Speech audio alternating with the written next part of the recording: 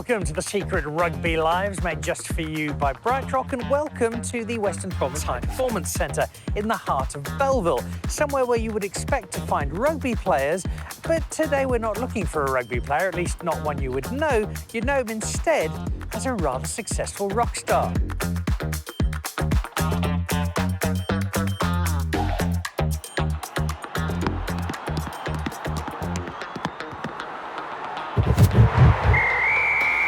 Man, my man. And on your home turf, not just Belleville, but in fact, this actual rugby club is somewhere you know rather well. Yeah, I actually played a couple of games here. I played a little bit of chocker club rugby here, like under 13 Belleville, and I had a couple of practices here. I played Craven week in standard 5, so that was 1993.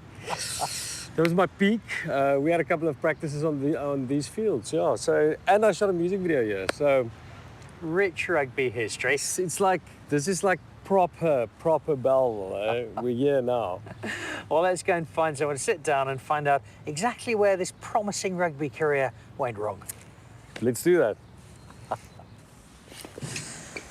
So, Francois van Coke, if life had taken a slightly different direction, instead of talking to the rock star, this could have been your home environment. Professional rugby player working out in the gym. Yeah, I would have been retired by now. I'm 43. I still kept the rugby dream alive. I think till about I hit 40, but then I decided, yeah, I must give that dream up.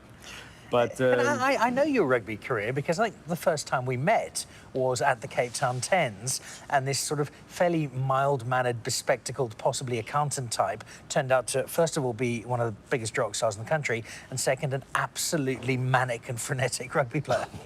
Yeah, I still love the game. Obviously, I'm a massive fan of Province Stormers and Iboka, and I played quite seriously when I was a lighty.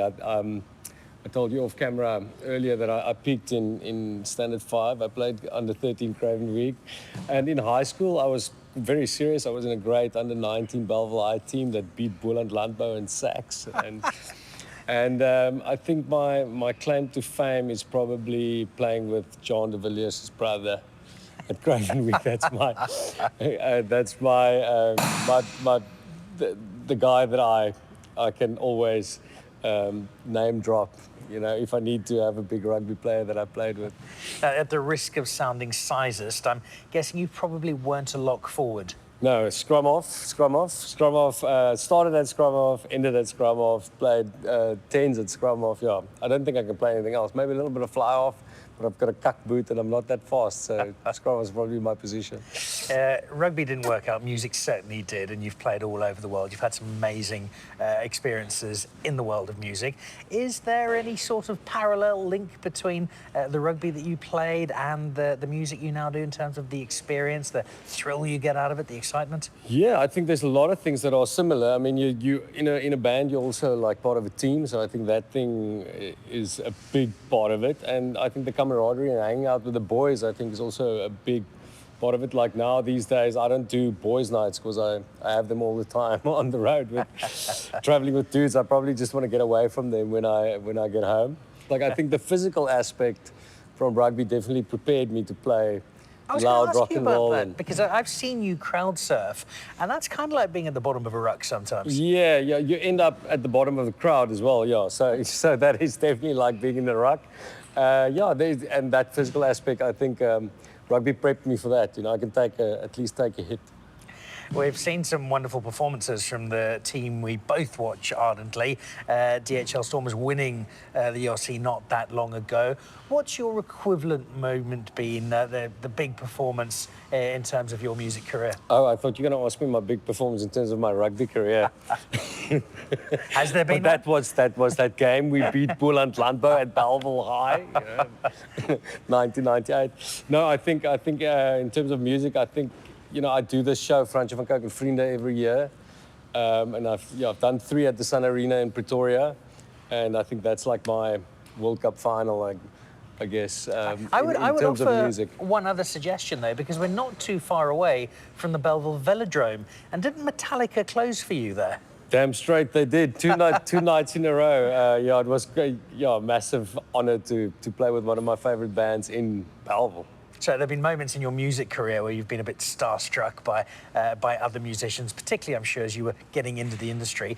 What about rugby? If you still spot a Sia Khaleesi or an Ibn Etzebeth, does the little schoolboy fan come out of you straight away? Yeah, I get completely giddy. Any rugby player would do the trick, really. Yeah, I'm a massive fan of the sport, so yeah, any rugby player, I'm super amped to see and very starstruck. Whenever the Springboks are playing, are you in front of the TV or at the game cheering on? Is the fanaticism still firmly there? Yeah, man. Yeah. I'm a massive fan. Like, obviously, playing music and traveling quite a lot. I miss quite a lot of the games being on the road. So I watch a lot of the games on my phone on the DSTV app.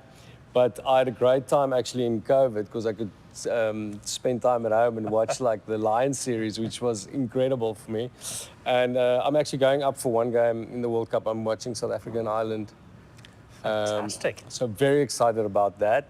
It will be my first World Cup game that I see since 1995, Australia in Cape Town. So the rugby passion has not dimmed at all. If you could go back and swap it around and say goodbye, Francois van Coke, rock star, hello, Francois van Coke, Province or Springbok star, would you change things around? Retired by now.